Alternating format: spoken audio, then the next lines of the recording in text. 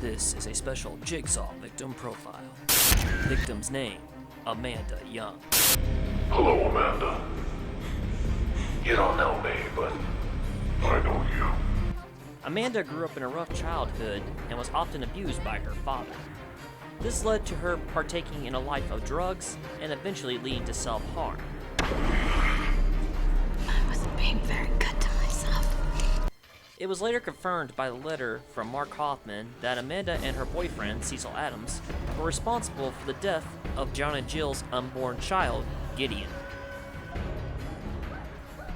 John Kramer decided to test Amanda and place her in the reverse bear trap.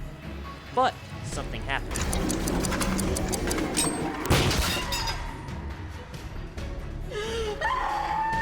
Having escaped the reverse bear trap, John Kramer took it upon himself to take Amanda under his wing as his new apprentice. I selected you for the honor of carrying on my life's work.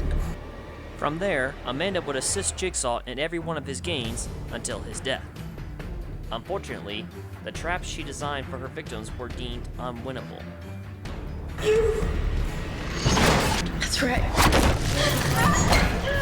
I'm a murderer. She was later shot and killed by Jeff Denlin.